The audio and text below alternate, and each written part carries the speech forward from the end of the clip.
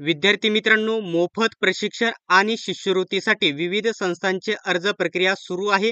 आज आहे 8 ऑगस्ट आणि फॉर्म भरण्याची शेवटची तारीख ही 20 ऑगस्ट आहे. त्याच्या अगोदर तुम्हाला अर्ज सादर करायचा आहे.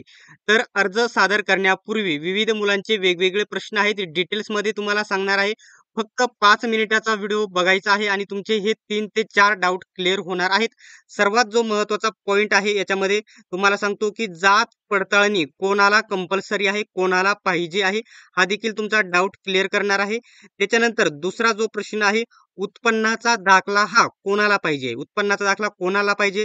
आणि तिसरा पॉइंट म्हणजे उत्पन्नाचा दाखला हा किती वर्षाचा पाहिजे आहे. आणि सोबतच चौथा जो प्रश्न आहे, मेजर प्रश्न विचारला जात आहे.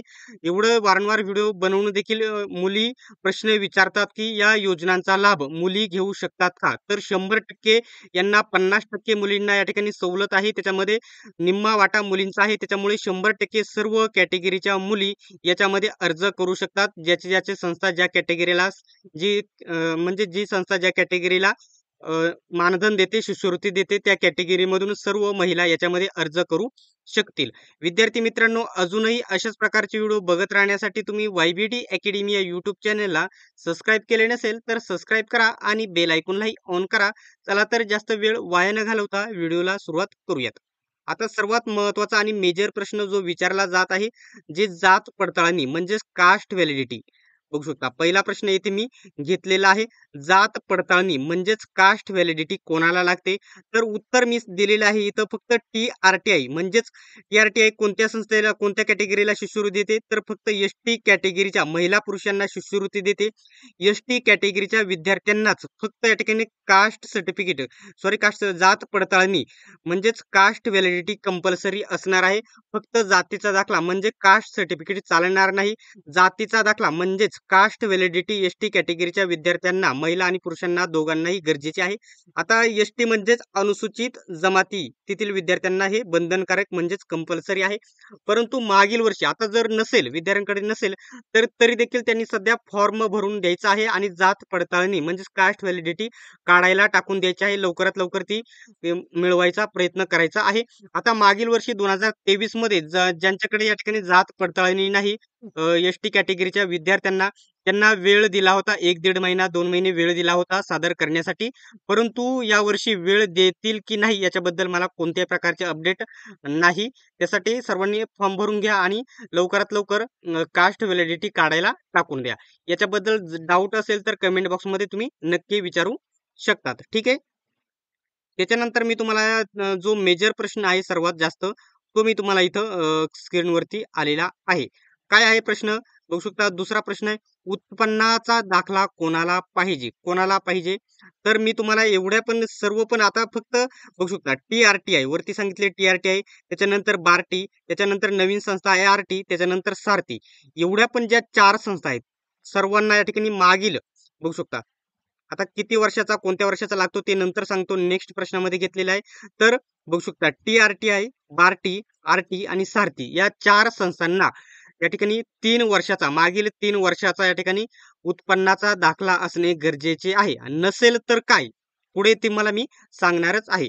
फक्त महाज्योतीसाठी, महाज्योतीच्या विद्यार्थ्यांसाठी या ठिकाणी उत्पन्नाचा दाखला नसेल तरी देखील चालेल, नसेल तरी देखील चालेल.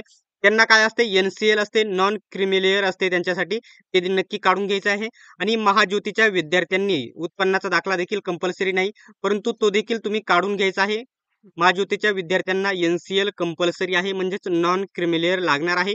बाकीच्या TRTI, बार्टी, RT, सारथी सर्व संस्थांना 3 वर्षाचा उत्पन्नाचा दाखला बंधनकारक आहे. आणि नसेल तर पुढे तुम्हाला सांगतो. आता ठीक आहे. आता सर्वात शेवटचा जो महत्त्वाचा प्रश्न घेतलेला आहे, काय आहे बघू शकता.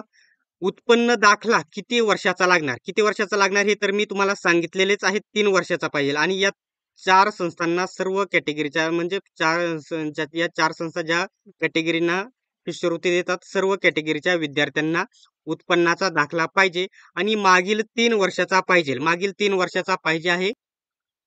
आता तो किती वर्षाचा पाहिजे, तर पहिला पॉइंट मी तुम्हाला इथं सांगून देतो. पहिलं 2022-23चा तुमच्याकडे उत्पन्नाचा दाखला काढून घ्यायचा आहे, 2023-24चा काढून घ्यायचा आहे आणि 2024-25चा देखील काढायचा आहे. म्हणजेच 2022-23, 2023-24 आणि 24-25चा तीनही वर्षाचा तुमच्याकडे उत्पन्नाचा दाखला असणे गरजेचे आहे. नसेल तर तुम्हाला या ठिकाणी मागील वर्षी 2023 मध्ये याच्यासाठी 1.5-2 महिने वेळ दिला होता. 1.5-2 महिने एवढा वेळ दिलेला होता. या वर्षी वेळ देतील की नाही हे डिटेल्स मध्ये मला सांगता येणार नाही. आणि जर दाखले तुमच्याकडे उपलब्ध नसतील तर तुम्हाला या योजनेचा लाभ घेता येणार नाही, शिष्यवृत्ती तुम्हाला भेटणार नाही. आत्ताच मी तुम्हाला सांगतो. आता एवढं पण मी तुम्हाला सांगतोय, एनसीएल काढण्यापेक्षा म्हणजेच जे महाज्योतीला एनसीएल लागते ते काढण्यापेक्षा इथे या ठिकाणी उत्पन्नाचा दाखला तुम्हाला 4 ते 5 दिवसामध्ये भेटतो. आज तारीख आहे 8 ऑगस्ट आणि 15 ऑगस्टच्या अगोदर तुम्हाला 100% कोणत्याही परिस्थितीमध्ये सर्व तीनही वर्षांचे या ठिकाणी जे उत्पन्नाचे दाखले भेटून जातात. त्यासाठी तुम्ही सर्वांनी हे उत्पन्नाचे दाखले काढून घ्यायचे आहे.